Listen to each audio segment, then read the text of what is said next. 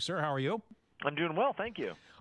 Were you as surprised as why I was, and I just expressed this on the air, saying that I was kind of surprised that the Bill Cosby sexual assault trial ended in a mistrial? Well, I wasn't so surprised, particularly after days of deliberation by this jury. I mean, I think a lot of people got the sense after 24, 48 hours, one day turned into several, that there was clearly disagreements on this jury panel. And to be honest, it wasn't completely shocking considering the nature of this case. And with so many sexual assault cases where it is one person's word versus the other, they often come down to credibility. And as is the nature of so many sexual assault crimes, there are no other witnesses besides the people involved.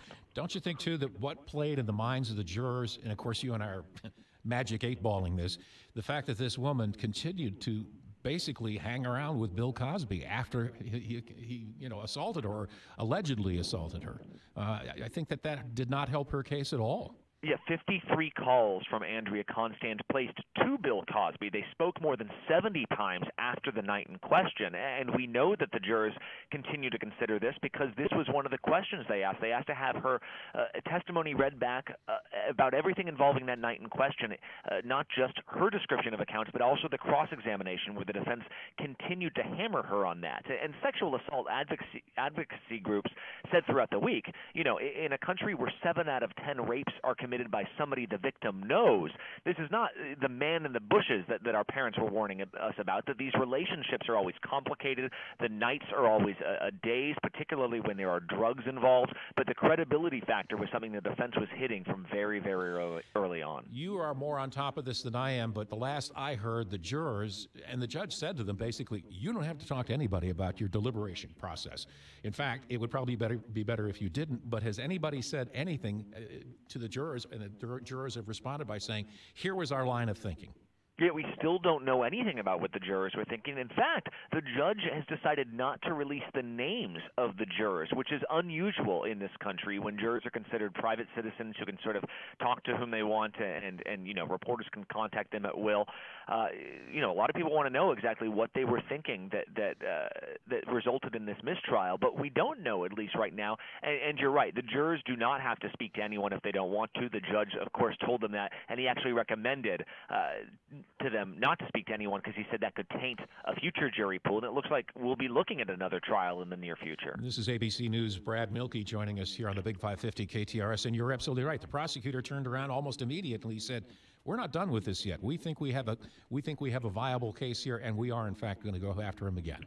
Which speaks to the idea that he probably thinks or is intuited that it was probably not split down the middle or was probably not leaning towards acquittal. You get the idea the DA thinks there were 1 or 2 holdouts. That is what usually results in a DA going straight to a retrial, and that's what he did here. He says that this needs to happen within the next year by law. He has to have this case ready, but he says the judge is ready to fast-track it, and he is ready to fast-track it, and we could be looking at another trial by October. Good grief. That's a quick turnaround for something like this. How about Cosby's attorneys? Any word from them as to how they feel things went? Well, clearly the mistrial was a win. Right after the mistrial came out, the defense attorney spoke to ABC News and said, it's like that Rolling Stones song, you don't always get what you want, but you get what you need. And a mistrial is good enough for them today, particularly because the defense thinks that they can get a dismissal out of this. They think this case never should have been brought in the first place. Remember, the DA 12 years ago was a different person and did not take up this case. He said there wasn't enough evidence to prosecute. That has been a big part of all the defense's motions to dismiss this case, and now that you've had such a high-profile trial, you've had a hung jury. This went 2 years. You had to get jurors from 3 hours away in Pittsburgh. The defense feels very strongly that you cannot get an unbiased jury at this point, and that's what they're going to tell the judge. Must make you wonder, too, what the woman in question, how she feels about this whole thing and what she wants to have happen. It's a great point, and the DA actually said that one of the key factors in quickly deciding to retry this case was the support of Andrea Constand, that she is staying strong through this and wants this case to be brought again, essentially saying if she had decided, enough is enough, and I think there's a lot of people that would not blame her for that, that the DA would not, they don't need the accuser necessarily. They can rely on evidence from the past, but in this case they said they have that support. Brad, thank you for the time this morning. Thank you. Brad Milkey, ABC News correspondent, joining us talking about the Bill Cosby sexual assault case that ended in a mistrial.